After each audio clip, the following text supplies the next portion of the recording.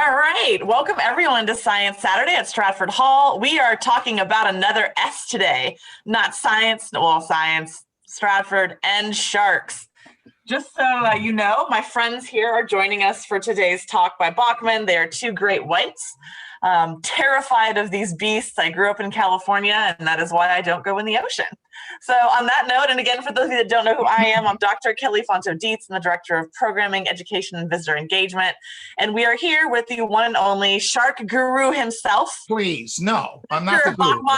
Jon Bachman. So I'm going to go ahead and pass the mic and let you take it from here. All right. Well, first of all, guru is a little strong, okay? I decided that Stratford needed some sort of similar show to the Discovery Shark Week, so we have Shark Day. No, anyway, this is an introduction. My name's Jon Bachman. I'm the Manager of Education and Public Outreach at Stratford Hall. It's a pleasure to talk to you and to hopefully engage you, to ask some questions about sharks as we go through. This is pretty much an introductory examination of what sharks are and some of the problems facing sharks. And we finish up with a sort of an eco statement about how important it is to manage the lives of these wonderful animals that have gotten such a bad rap, over the past, I don't know, when did Jaws come out? Anyway, so what I thought I'd do is, and I know, make a kind of mental note of questions that you have as we go through. Now, you can ask questions during the is that correct, Dr. Yeah. Dietz? Is that correct? Okay. Just put it in the Q&A and. Yeah, so fire away your questions. I'm not going to pretend to be the I appreciate the guru statement, Dr. Dietz, but it's I have come to really understand as best I can at this point in my life these animals, and so let's start. Okay, I'm going to go ahead and share the screen. And we'll kick it off with this. And here we go. I picked this dramatic picture of these very early sharks as the mystery of sharks. And I kind of changed the name up a little bit as I got more and more into trying to understand about sharks and their place on our planet. Instead of just like, oh, sharks, and here are some teeth and things like that. Let's talk about the whole mystery of sharks. Let's talk about the whole deal here. Okay, here we go. Well, if you're watching this, you've probably found a shark's tooth, and you know how cool it is to see these treasures laying on the beach in many cases. And of course, it's not just at Stratford Hall, all up and down the East Coast, the Gulf Coast, Florida, Texas, California. Sharks are ubiquitous. They're all over the place. Sharks' teeth found at Stratford Hall range between 6 and 16 million years old. Some people say 8 to 17. Others say 6 to 16. I'll live with 6 to 16 million. 16 million years ago. But sharks are much older than that as a type of animal. Sharks are among Earth's most ancient creatures. And here are two examples. These almost look like science fiction things or something like that, but these are actual species of shark that lived, I believe, over 300 million years ago. Hey, John. Yeah. A couple of things. One thing, I'm a little terrified, but the guy on the left. What's going on with his mouth? Oh, you mean the guy up? Oh, he's well, well, first of all, nature doesn't make something unless it's not needed. It's got to have some function. You just don't have a green hat on a shark. You're not going to find a green hat on a shark. You're going to find shark bodies shaped this way so that they can adapt. And that's the whole wonderful, interesting thing about sharks, is that their body types haven't changed. But let's talk about the mouth, okay? Well, please, because it's killing me. Well, the mouth is in a feeding position. Okay, so as this now again, mouth, teeth, and things like that are designed for the prey that they are going after. So I must admit, don't know a whole lot about this guy, but I know that this is a feeding position of a shark. So he is trolling for small vertebrates, Fish. and Okay. yeah, because first of all, he's got sharp teeth, so he's going to be doing that. I wanted to show you the picture in the middle, though, too. Of course, characteristic of sharks are the replacement of teeth. Hmm. Now, the average shark, and I've heard this is kind of like new data, 20,000 teeth in a lifetime. That's wild. Oh, John, Kathy has a question here. What's the largest shark that has been ever found in the U.S.? And I think if the question is like this, we'll go ahead and answer this one now. But if the question is sort of general, we'll do it at the end. And if it's You got it. specific to the slide, Okay. we'll do it during the thing. You got it. All right. The biggest shark ever found, I mean, true shark, are the whale sharks. Whale sharks, as you'll see, I have a picture of one later on, 40 feet long, 11 tons. Okay. But one of the gentlest of all these of the shark species. But that's the biggest. Okay. Now, if you're talking about big great whites or something like that, they range up 16, 17, 18 feet long. Sharks first evolved about 455 million years ago.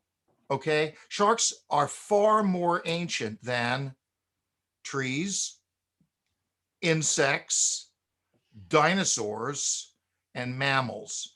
So sharks lived on Earth before there were land plants. Before there were, so 455 million years ago puts it into the late early Devonian, late, the late Ordovician. That's wild. Now, this is a cool picture. This is, as we'll find out, sharks don't have bones, right? And so this is the cartilaginous skeleton, so to speak, of a shark, okay? But after death, a shark's skeleton rots away, right? And most of the body is lost because it is made of cartilage instead of bone. But so the only part of the shark's bodies that remain are, and there's a few of them, of course, the teeth, and this is the Carcharicles megalodon, our giant sharks that we have had numerous teeth found at Stratford Hall. They're rare, but they have been found. So teeth fossilize. Dermal denticles, the shark's skin is made up of hard little things called denticles, and they fossilize occasionally. Also, if you can see over there, vertebral discs. A vertebral disc is the cartilage cushion that connects the, in quote unquote, spinal cord of a shark. So very flexible. Cartilage is, if you don't know, is, well, you probably know, is very flexible and easy to manipulate. And that's a key to understanding why these guys have been around so long. And then this is crazy. On the very, very rare occasions, and I've never seen one, but on researching this program, brain cases of the shark. And of course, understanding the brain case understands exactly the components of the brain case, give you an idea of what the cognitive ability, so to speak, of a shark. So why don't sharks have bones? Shark's body is perfectly adapted to an aquatic lifestyle. And part of that perfection is the cartilaginous components. I keep wanting to say backbone. It's not a backbone. The cartilaginous spinal cord and other areas are just flexible, and that is definitely one of the reasons they've been around longer than almost any other animal on Earth. What's the earliest shark? I know you're probably thinking of that. Cladoselache. What was that? What? This picture reminds me of, they have those pictures of I like know, bad school pictures from I like the know. It's 80s. like the kid in, it's like, here, Billy, draw a picture of a shark, No, no, this is this is as reputable a scientific portraiture of this early Devonian shark, okay? 419 million years ago. Yeah, he's smiling. I absolutely love that guy. I might even have to get a picture of that from you and put it on my wall. Wait a second. Wait, let's take another look at that. I mean, look at that little guy. I know. Smiling. But here's the thing. Now check out the basic structure. Torpedo-like, right? The fins are now, granted, the fins have changed a little bit as sharks have evolved, but they've got the basic parts are all there. That's super interesting, the fins too, because when you think of the Jaws movie shark, you just kind of think of one big. No, I know. They're So they must not have needed both because they went away. Well, that's true. And as they perfect, talk about something here. As nature perfected the design of the shark, it tweaked the body and tweaked the components of the body. That's so cool. These earliest ancestors had all the qualities of modern sharks: fast moving, very agile, right? And of course, there they are, 400 million years old. This is pretty cool. This is, and I know it's not the greatest slide here, but it's very important to remember that sharks have always dominated the ocean's food chains. Okay, so there he is, dominating the food chains in the ocean. And this is cool. Sharks are only a member of just a handful of animals that have survived all 5 major extinctions on Earth. And that, of course, you can see the animal representation there. And if you can make out the different, the Ordovician, then you have the Devonian, the Jurassic, and then, of course, the Cretaceous at the end. Sharks live in a wide-ranging environments, from the deep sea to Arctic seas. And I found this slide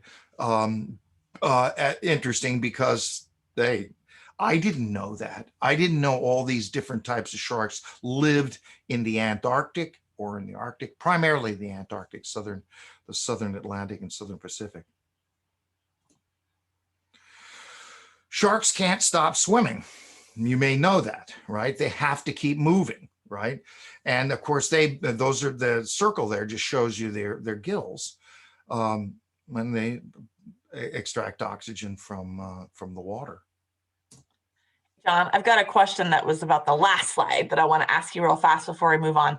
Adrian asks, did they survive the extinctions because they were underwater? That's a great question. I think the main reason they survived the extinctions is their high mobility, their ability to move and go away, and the fact that they'll eat anything. Okay, they are super adapted to changing environments. So the reason animals survive extinction periods is that they can move away from danger, they can hide, right? Or they can virtually eat anything to keep living. At the end of the Cretaceous period, when the great extinction caused by the asteroid that hit in the Yucatan, look at the animals that came through that: frogs, lizards, but alligators too, and they just learned to adapt. Crocodiles, right? All those guys came through. Okay. Great question. Yes. While sharks are widely known to be solitary hunters, they also group together in large social networks. And I found these pictures interesting.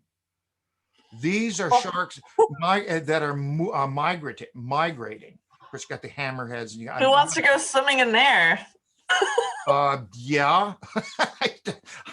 I think heads up. Anyway, Yeah, so this is a couple of important parts. Why do animals migrate? Reproduction, food sources.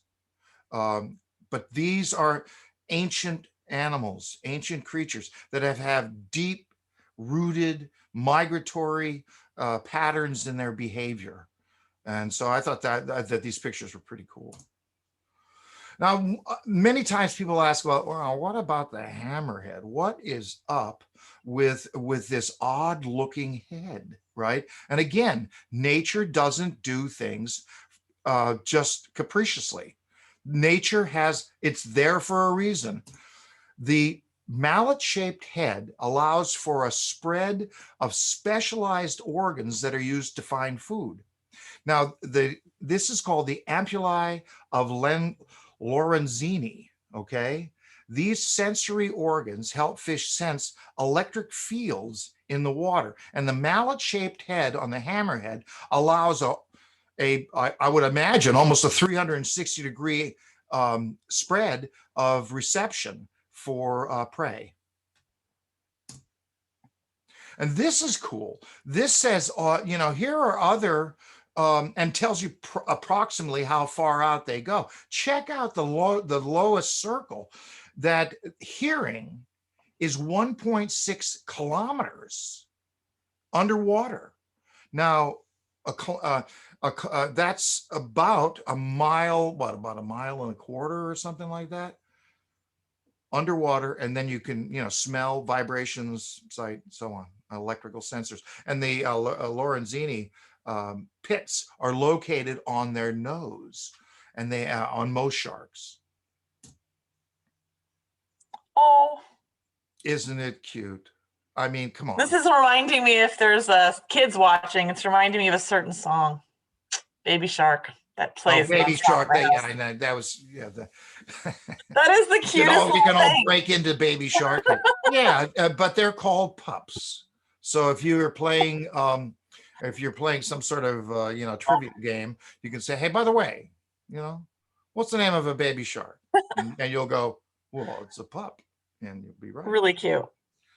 Sharks reproduce slowly and don't have a lot of offspring, and there is no parental care after their eggs are laid. And there is an egg case. There's a shark egg case. Have you ever seen those, Kelly? Have you ever seen? No, I think I have, and I didn't realize what it was. Yeah, though you'll see these.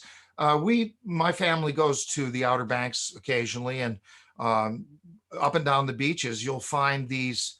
And I didn't know what they were either. When I had just started going to shark eggs. Really cute. A real quick question about a baby shark real fast before we move on. Doreen asks, are pups born with teeth? Oh, wow. I would imagine that they would be born with teeth because there's no parental care for them, and that means the minute sharks can be born in egg cases, or they can be born live. So when they come out, they're ready to go. Okay. You can't really gum other fishes or fish. No, you're not going to get too far gumming the fish. No, yeah. you're gonna. It's this is the dwarf. Is that a slug? Just kidding.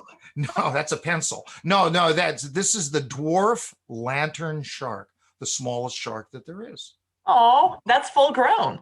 That's full grown. But notice but again, this is obvious. Look at the body shape. Look at the fin structure. Look at everything. It's there, right? I like the fins. They're feathered. They're pretty cool looking. Now, this is the whale shark that I talked about earlier, and it has this gaping maw, right? This huge open mouth, because it is sucking in very small animals, small crustaceans, anything that they just take in the huge volumes of seawater, process it, separate the food, but they're constantly moving. But 40 feet long. Your house is probably around 30, 40 feet. Now, hey, what colors do sharks come in? Well, most are white, gray, maybe a little black. Some, though, are very, very colorful. Notice the body type again. Those leopard sharks. Here you go. This odd looking guy. That's what they really look like. This is a goblin shark. I know it. It's another. I think I've fallen in love with sharks now. I used to be terrified of them, No, don't but be. Don't you be. know, Hey, we'll talk about that and at the Q&A part at the end of this and kind of chat about some of the misconceptions and about sharks, which have been fostered by the media. I mean, have taught us to fear these things. Now, obviously, they're I blame animals. Jaws. I mean, you got to pay attention to what you're doing, and where you're going. And if there are signs that say, look out for the sharks, or sharks are in this area, you better pay attention. Okay. But there's a reason why a lot of sharks congregate. Anyway, that's a goblin shark. Now, how long do they live? Well, this guy is a Greenland shark, 400 years. 400 years. Now, I don't know exactly how they came up with the number, but there are, and I would imagine that, since this was open sourced material, it would be relatively, I'm assuming that it's correct, that because 400 years ago, I don't think people were paying attention to sharks that were living deep in the Greenland ice cap. But there are ways that you can gauge and determine age in fish, like you can in animals and in simple in trees. But there are ways that you can determine the age. 400 years. The average age, 20 to 30 years. That's still pretty long. Mm-hmm. But you guessed it, the biggest threat to sharks are us. That makes me sad. Despite sharks sitting at the top of their food chains as apex predators, they are endangered. Many of them are endangered species. And I put these pictures just to give you a sort of a quick overview of what are some of the major reasons why some of these shark types are close to extinction. Overfishing. Shark meat for restaurants. Oh, yeah. Health food stores, supermarkets, pharmacies, souvenirs, pet shops. That the lower right there shows a small shark that's I think it's from South America someplace, like freshwater shark. Yeah, this is us, guys. This is us. If we want to change this, we'll all have to learn more about sharks and the vital role that they play in the marine ecosystems. So it's all about knowledge, guys. It's all about learning to appreciate the form and function of these animals in their natural environments. The more we learn, the more we care about. Aw. Does that guy have a hook hand? Did he get eaten by a shark? No. Oh, what you mean the? Go back to the last slide. Let me see here. Yeah. See, and he went back to feed the shark. So I didn't even notice that, Kelly. I didn't notice the. Watched a lot of SpongeBob when my son was younger, so I noticed things like that.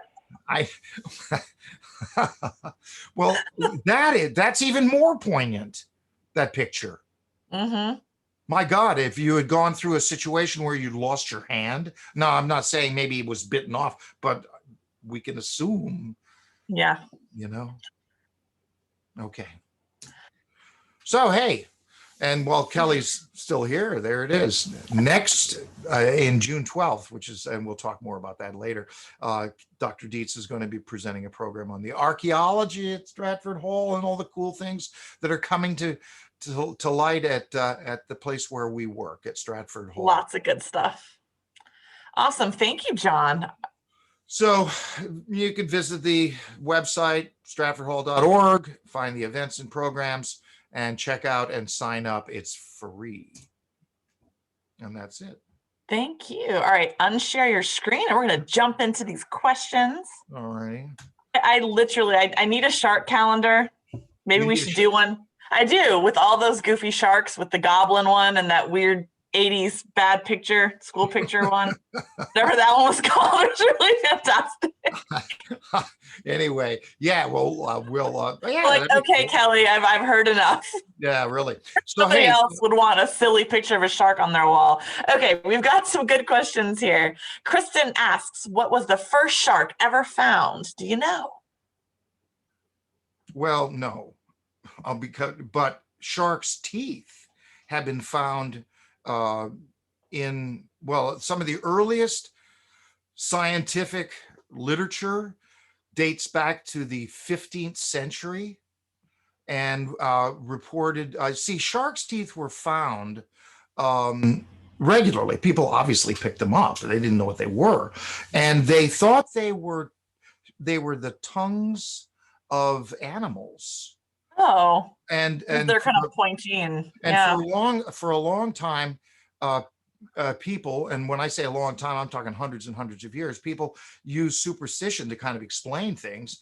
And, they weren't right, but they said that these were the tongues of animals that they would find until some people started climbing the hills in and around Rome and in Italy, and they started finding these tongues next to oysters and clams and things like that. And they went, whoa, whoa, whoa, whoa.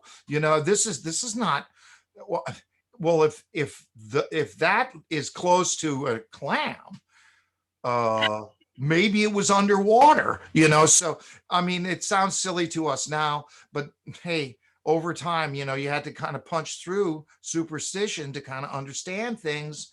And so the earliest sharks that were found, I don't know. I mean, they were probably very similar to the ones that are found now. They would just had different explanations as to what they were. Good answer. Right. Good question. Yeah.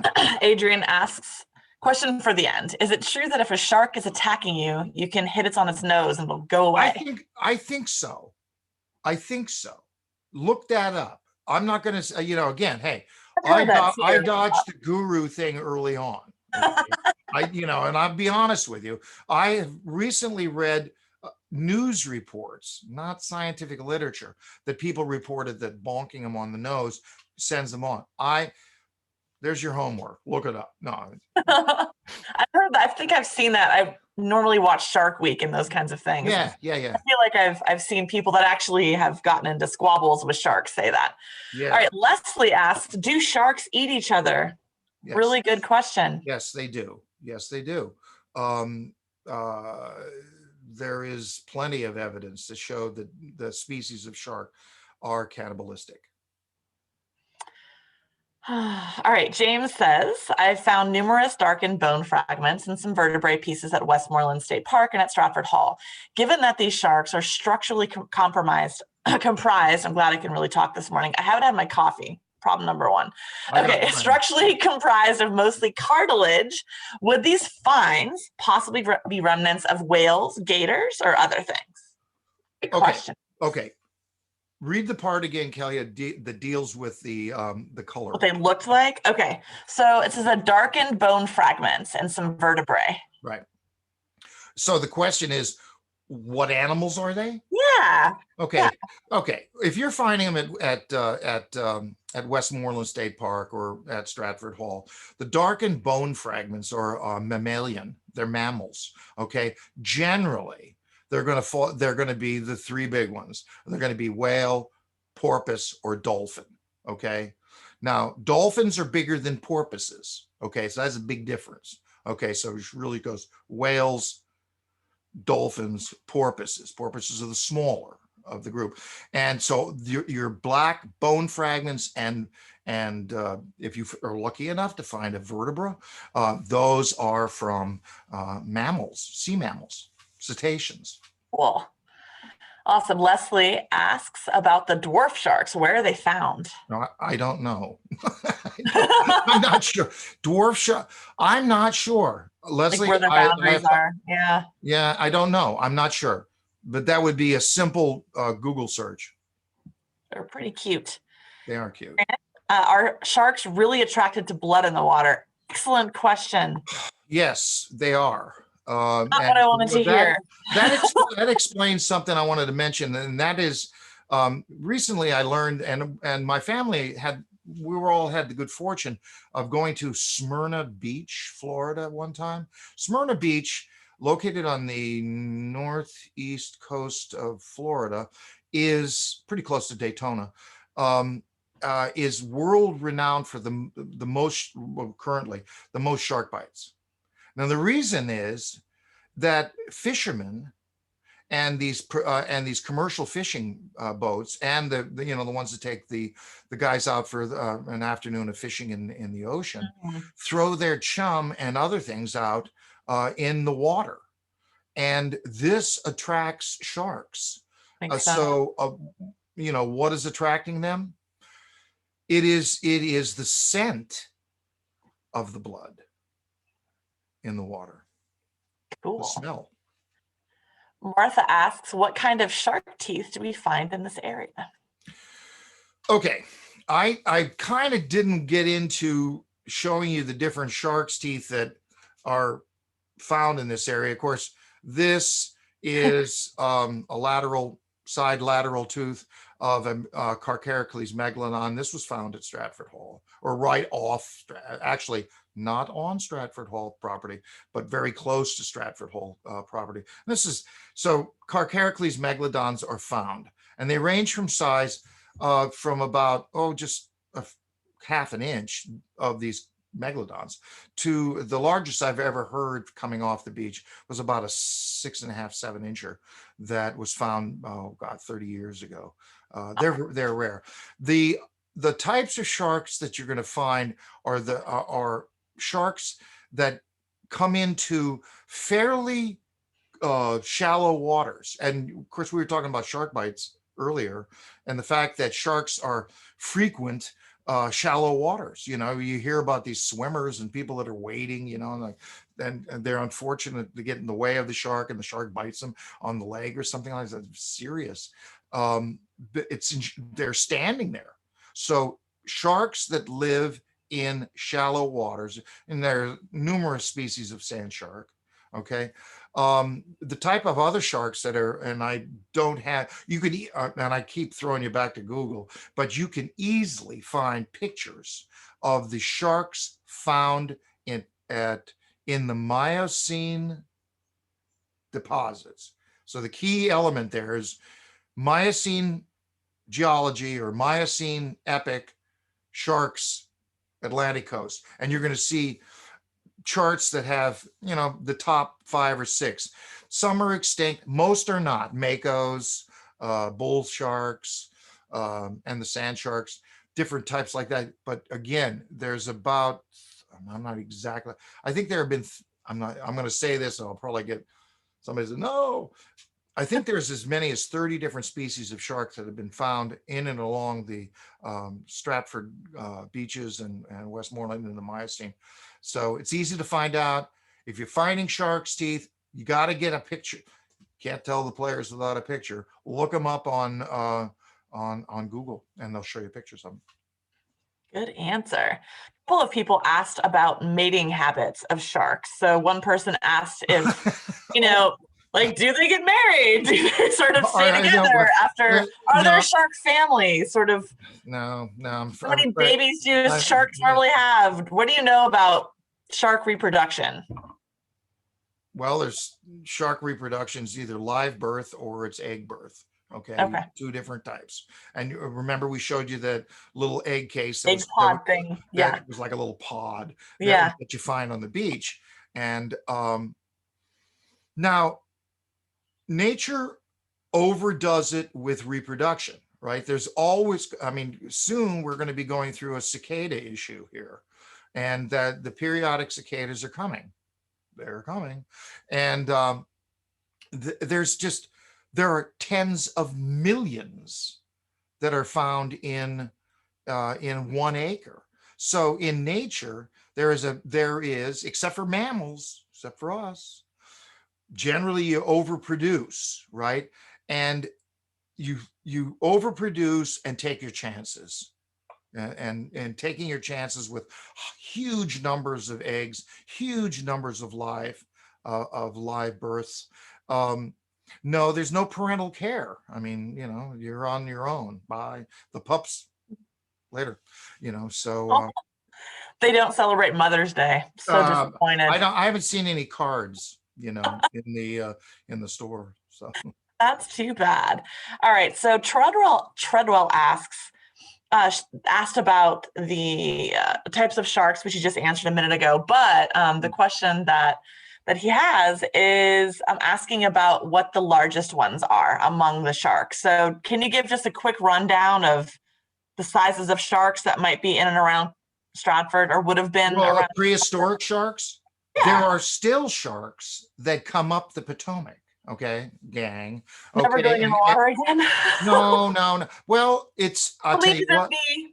They can have their Stratford Hall is on the Potomac River. The Potomac River empties into the Chesapeake Bay. The Chesapeake Bay it goes into the Atlantic Ocean.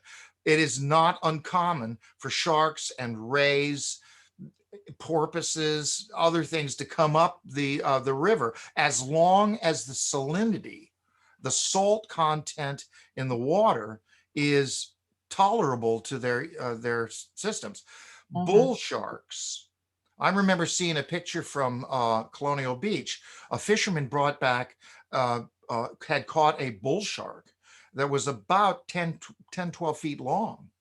And it was hanging up. Yeah, these guys come up. And let me tell you, in Massachusetts, off Cape Cod, and some of those, the bays and the estuaries that accommodate a shark, these bull sharks will go in and they can nab something or somebody. So I'm just saying, I forgot the question. Are the shark, what type of sharks?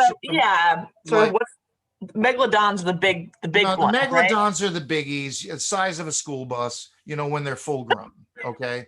Largest predator ever to live on Earth.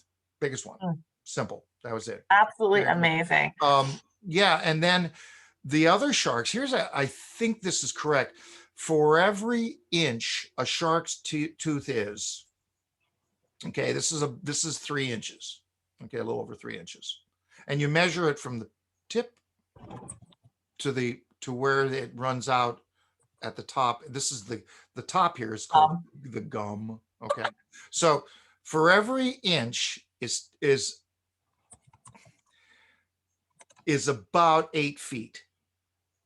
So inch equal 8 feet. So if you find a 2-inch shark's tooth, then you're looking at 16 to 20 feet. Impressive. Okay. All right. Let's see here. Let's knock out Adrian's. Got 2 questions. One is, are there any areas in the world that have no sharks? And then goes on to say that she lives in Long Island in New York, and there's lots of sharks. Do sharks like to congregate in certain areas? And if so, why? Do they like to stay in pods? So where are there sharks? Where are there no sharks? Again, sharks are both primarily solitary hunters, but they group together when food sources are limited. Okay, when food sources start decreasing, they combine their energies, right? It is not unusual in New England or along the Atlantic coast, sharks are everywhere. Sharks are, yes, we're overfishing and we're not taking care of them as best we can, but they are all over. They have accommodated themselves. Are they not found? They're found in the Antarctic. They're found in the Arctic. They're found in tropical, temperate. They are all over and very specialized. Again, 455 million years of evolution. Hey, they're still here. Wild. They're not in swimming pools, which is the only water I go in. Look careful, gotta check. All right, so Kristen asks what your favorite shark is. My favorite shark, and I don't have, is and I'm trying to think if I could lay my hands on they're pretty small. They're called cow sharks. Okay. Now, okay, think of a regular shark's tooth Mhm. and then stick it next to maybe 3 or 4 or 5 or 6 or 7 other ones in a row. So that when you find it, you're finding like a little comb, COMB. And that little comb all have little teeth. Okay. Cow sharks are fairly rare along the Stratford beach. And there, now do they look any different than the other sharks? Not really. It's just the teeth. The teeth are cool. So if you want to look up what a cow shark tooth looks like, then that's just the vernacular name, the Hexorhynchus and Notorhynchus and stuff like that. But look up cow sharks. That's my favorite. Cool. Jim asks, do sharks communicate with each other, and if so, how? Great question, Jim. Uh, what was that Don't they guru? serenade each other? What was the guru thing you said earlier? Anyway, nice. Do shark look? I think I'm going to go out on a limb here. Okay, you saw earlier in the slides the sensory network that sharks have, both hearing, smelling, and they and sensing these electronic signals. I am all right. I'm going to say it. Okay, I'm positive that they communicate. That they must be able to locate each other and then share directional information.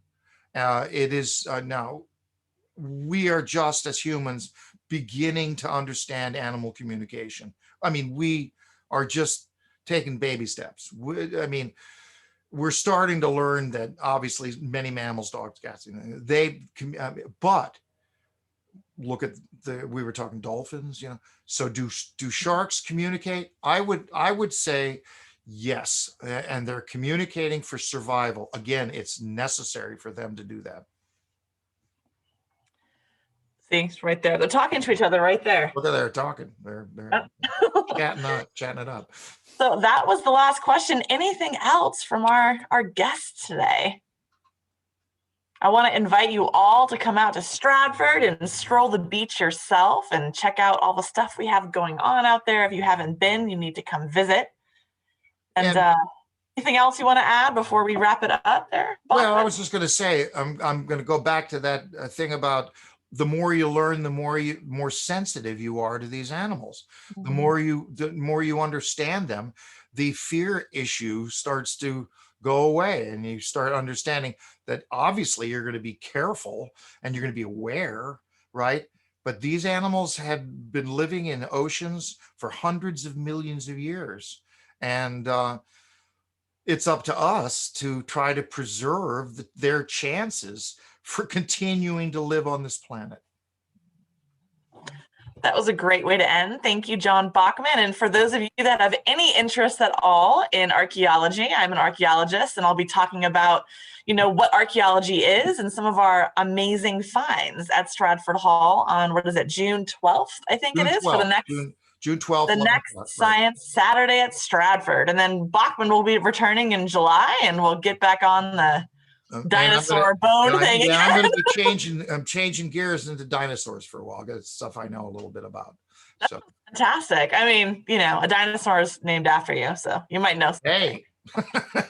Oh, wait, there's one question. Oh, it was a comment. Thank you, Jon Bachman. Yes, thank you, Jon Bachman. We love you guys. Have a great day. It's a pleasure talking with you, and spread the word. These are fun. Okay. Awesome. Bye, everybody. Thanks, Jon. Take care.